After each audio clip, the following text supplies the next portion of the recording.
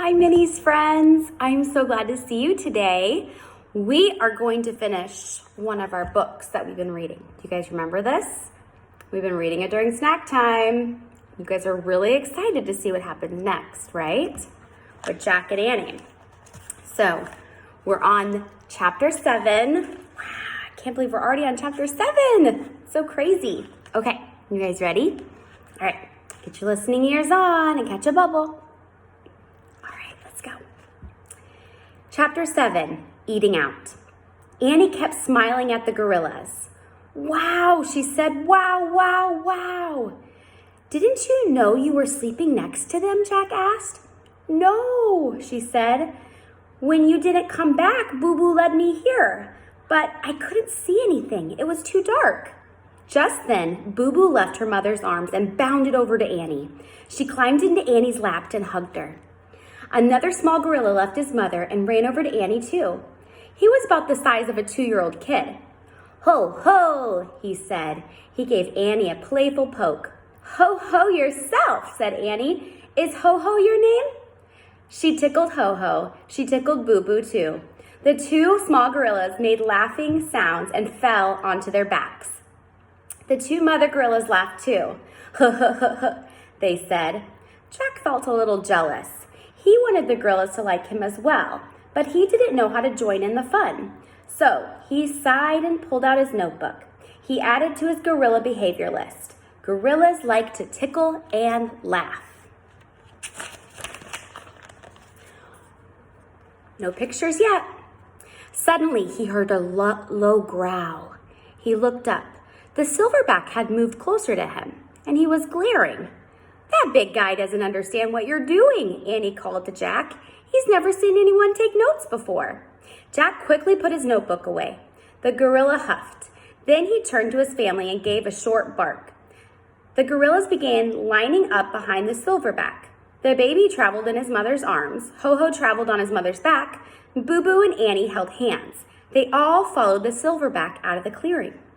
Come on, Annie called to Jack. Let's go with the big guy in the gang. Jack shook his head. I don't think they want me to come along, he said. Boo Boo screeched at Jack. She held out her free hand to him. Boo Boo wants you, said Annie. Jack smiled shyly. He took Boo Boo's small, warm hand. Then he walked with Annie and the gorillas out of the clearing. On their ramble through the cloud forest, the gorillas found food everywhere. They munched on flowers and ferns and leaves. They swallowed and burped. They munched twigs and branches and pieces of bark and bamboo. They swallowed and burped. As the gorillas ate breakfast, it started to rain again, but they didn't seem to mind. Annie didn't seem to mind either. She and Boo Boo played tag in the drizzly woods. They ran around the trees, laughing and screeching. Nothing yet. Jack tried to follow him, but he gave up. He was tired and cold. Shivering, he stood under the mossy tree to keep dry. While he was alone, Jack sneaked his notebook out of his pack, and he made a new list. Gorilla foods. Flowers, ferns, leaves, twigs, bark, branches, bamboo. As he wrote, he heard a low growl. He looked up. The big guy had spotted him. The silverback was standing close by and was frowning at Jack with his lips tucked in a tight line. Sorry, said Jack. He put away his notebook. But the big guy kept frowning. Jack quickly tried to act like a gorilla. He went down on all fours. He tore off the leaf of the plant. He took a bite. It tasted bitter, like vinegar. Jack pretended to munch and swallow and burp. Big guy huffed, then moved on. As soon as he was gone, Jack spat out the leaf. Yuck, yuck, yuck, he said, wiping his tongue. Jack felt a tap on his back. He jumped. But it was just Ho-Ho. The small gorilla offered him a twig to eat. Oh, no thanks, Ho-Ho, said Jack.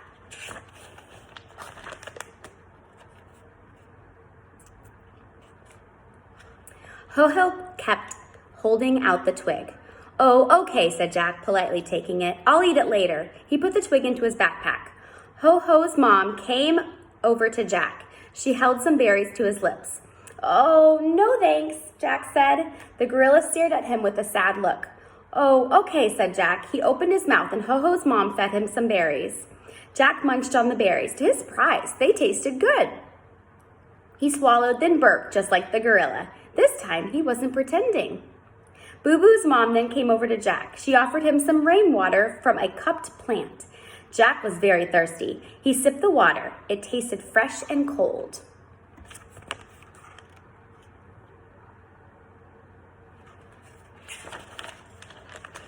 Boo Boo's mom took Jack's hand in her wide hand. She led him through the forest to Annie and Boo Boo.